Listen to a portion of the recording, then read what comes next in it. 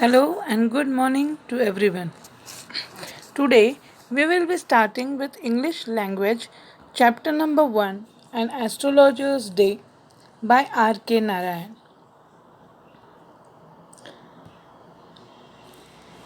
We will just see in short about the writer. R.K. Narayan was an Indian author who was born in Madras, India. As a child, he hated school and preferred to spend his time immersed in Indian culture, which later influenced his writings. His career started out rough but became a well known author noted for the creation of the fictional village of Malgudi. I think everybody must be remembering about the serial Malgudi Days. R.K. Narayan is the famous English writer of these Malgudi days and many books of short stories. He has also got the awards like Padma Bhushan and Bharat Bhushan. So, let's come to our lesson. And when we say astrologer, a man with orange or white kafni with a orange turban on head comes in our mind. Many of the things displayed here are used by the astrologers to tell the fortune. Some astrologers tell the fortune by reading the palm, while some use cowrie seeds. You must have also seen the astrologers on the roadside with parrots who come out of the cage and pick a card for the customer. And then the astrologer tells the fortune of the custom by reading that card. Some astrologers also read the fortune from signs and moon signs. So, coming to our lesson, let us first see the plot. The story moves around the astrologer's business day. Every day, the astrologer, who is not given a name in the lesson, had a working analysis of mankind's trouble until he received a signal for him to go. He is presented as a cheater who seems to be one of the many vendors in India. By dressing and behaving in a particular manner, his business is done effectively by giving this impression of a blessed man with a sharpened perception. One day, while he was leaving, a man stood before him, a client. This one didn't want the astrologer's common method. Guru Nayak, the client, wanted him to answer the questions. He asked and negotiated a price for the astrologer to answer them. But he proved the astrologer was a bluffing. He would return his pay. Nevertheless, he answered correctly each of them, explaining what exactly happened to Guru Nayak when he was young. He used a convincing but tricky reply, so he was no longer involved, as the astrologer himself had been associated to what happened to the client when he was young. Now, let's see the characters of the lesson. There are only three main characters, and they are the astrologer, Guru Nayak, and the astrologer's wife. Our round character, astrologer. Round character means the character which is there from the starting till the end in the lesson. The astrologer is a deep character with feelings and a past. He is cynical and nervous, but has the confidence to pull off his facade of a real physic with ease. The astrologer is a man dressed for his job. He wears an orange turban and paints his face. This is all enhanced by his keen predator eyes. Our second character is Guru Nayak, our dynamic character. Guru Nayak is a vengeful, angry man. He is able to strong arm people on his journey for revenge.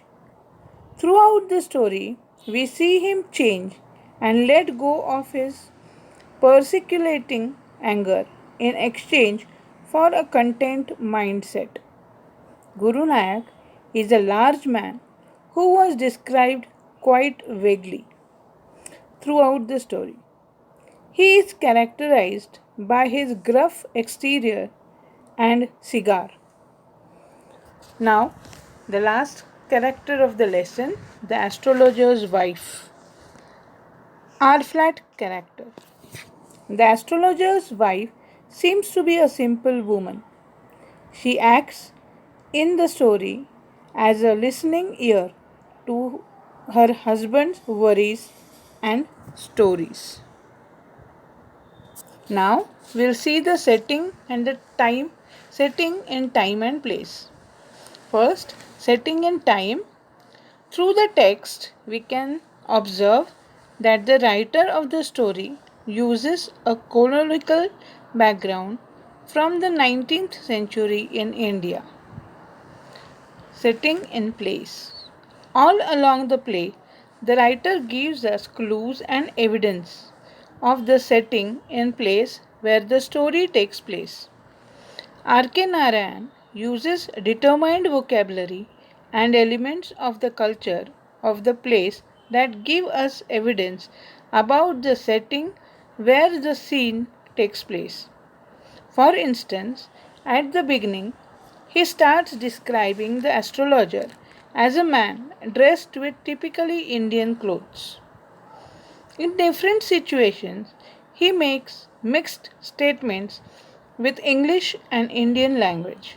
For example, when both men are discussing the amount of money, they argue it in the Indian coin, that is, rupees or annas. Now let's come to the main story of the lesson. I will tell you a short summary of the lesson. An astrologer day is a story of an astrologer. As you know, astrologer is a person who tells us about our future. So, every midday, that is in the afternoon, the astrologer collected his needful things like cowrie shells, piece of cloth, palmyra papers, and much more, which he needed for his profession. Here, astrologer is described wearing orange turban, white clothes, ash on forehead, like a typical astrologer we see on the street side. His eyes has a spark because he is in search of customers every time. But the people think that spark in his eye is due to some spiritual strength of telling future, and thus the customers are attracted towards the astrologers. Now, this astrologer used to come to the marketplace in the afternoon and sit under the tamarind tree. He used to put a piece of square cloth in front of him and put all the shells, palmyra papers, and cards on it and wait for the customer. He charged 3 paise for each question asked by the customer. Many other vendors and traders like bookseller, vegetable seller, toy seller also used to sit beside him in a line. A nut seller with variety of nuts on his cart used to stand next to the astrologer under the tree. Astrologer used the nut seller's gas light in the evening for his business. Nut seller was a very funny person. He used to give different names every day to his cart like Bombay ice cream, Raja's delicacy, Delhi almonds, etc. Thus attracted the customers. Whenever this nut seller closed down his business, astrologer also wind up his business as there were no street lights and the astrologer had to leave with the nut seller. One day, one evening, this astrologer was sitting under the tree, but actually, this astrologer was a farmer from nearby village. But due to some mishap, he had to leave his village and come to the town for his livelihood. He had no knowledge of or God's gift of telling future to the people. But by practice and being a good listener, he had developed that skill. By meeting various people, he knew that all the people generally has same problems. So, whenever the customer came to him, he first used to listen to the customer for 10 to 15 minutes. When sufficient information of the customer was collected by the astrologer, he used to gaze at the customer's palm and ask him some questions like, are you not getting the fullest results for your efforts? Now, 9 out of 10 would agree with him because every person works hard and he thinks he is not getting the results. He also may ask question that is there any woman in your family or relative who is not disposed towards you, or the astrologer used to give an analysis of the customer's character and would say that every bad thing in your life is happening due to your nature. Astrologer used to handle the customer very cleverly.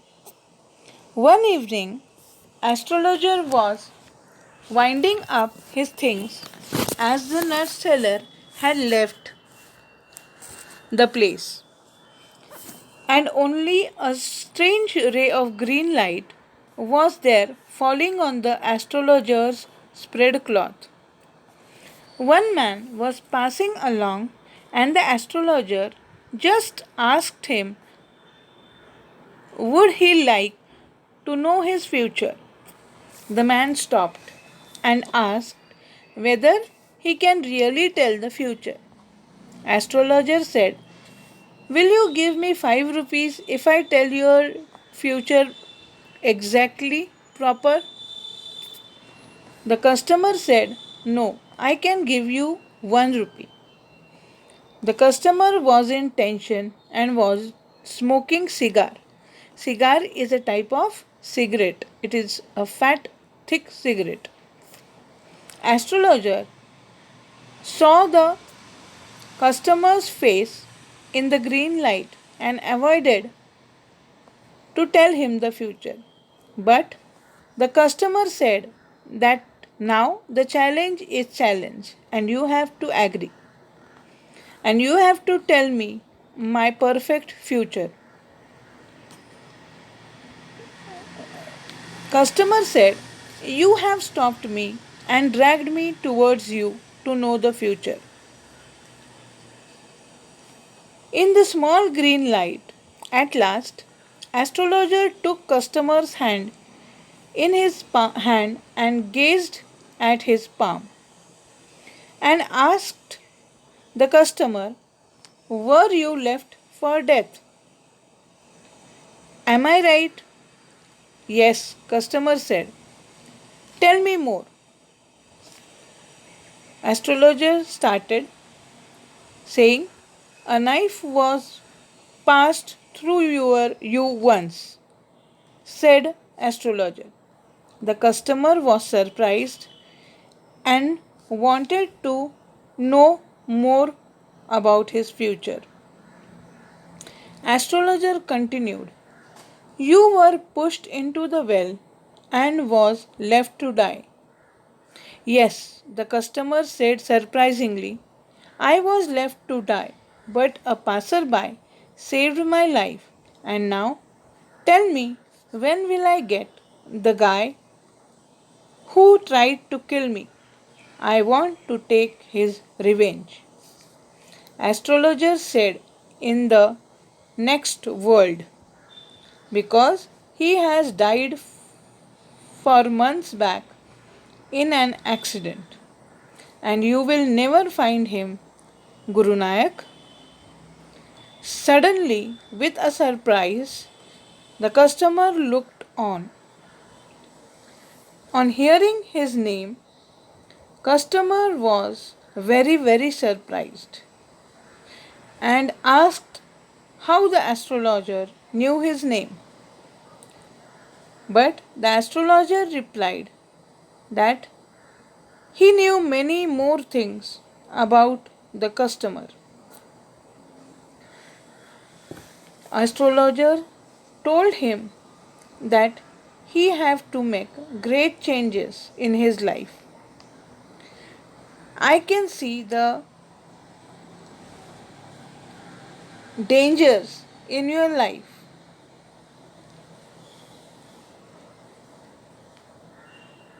An astrologer took his hand, put his hand in the bag and took out some ash and gave it to Guru Nayak and told him to rub it on his forehead and go back home to his village and never come back to the south side of the village. It was very late. Market was almost deserted. So the astrologer bundled up his business and started towards his house. When he reached home, his wife was waiting for him at the door. She immediately asked him the reason for being late. Astrologer gave her 12 annas in hand and said, "There was a customer tonight and he gave me only 12 annas. Instead, he had promised me 1 rupee." She was very happy and told the astrologer that their son was asking for some sweet since 2 3 days, and as she had her money now, she would go to the market to buy some jaggery and make some sweets for their son. He further told her that today he was very happy and had no more guilt in his heart. Wife was surprised to hear and asked him, "What guilt do you have?" Astrologer told her that when he was young and was living in the village, he and his friends were drunk and had a big quarrel. But immediately changing the topic, he said that now there is no load on my heart, so why think of it? He didn't tell his wife anything, but happily went to sleep on the pile. And this was the end of the story. Now, children, I would like you like to tell you that you should read the lesson again properly so that you will understand it properly. Now let's see the clues that led to ending. Although clearly we did not know what was going to be the ending, R.K. Narayan gives us clues about it throughout the story. We know that the astrologer was a very cunning cheater who used his virtue to pretend to be an astrologer who ran a bluffing business. Besides, he tells that every day with each client he follow almost the same method, always giving fake but acceptable information. However, when it came to Guru Nanak, he expressed sincere and real facts. Even when the astrologer said the client's name, we start to consider the fact that he is keeping a big secret. Moreover, almost at the beginning, there is a sentence that explains us that the astrologer, without any plan, he had to leave his home and town. At the end, he tells that it was because of this incident with Guru Nanak. By all these, we can say that, nevertheless, that we didn't perceive the ending, we can discover some clues about it. As we get to know that, although his business was a fraud, he was not so fake when he answered to Guru Nanak. And what was the real? Why did he leave his village? Now, the lesson has ended, but there are some new words which have come across the lesson. We will just have a look. Half wit means a foolish or stupid question. Din means a loud, unpleasant, and prolonged noise. Bewildering means to cause someone confusion. Bundle up means to dress warmly in slang language, but here in this lesson, the meaning is to wind up the business. Bundle up means wind up.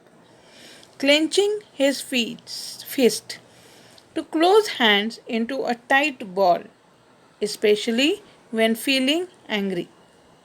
Thrust, to push someone suddenly and violently in a specific direction. Fling, throw forcefully something. Okay, students. Now I would like you to go through the lesson. If there is any query, you can put it in the comment box. I will try to solve your problem as soon as possible. Thank you.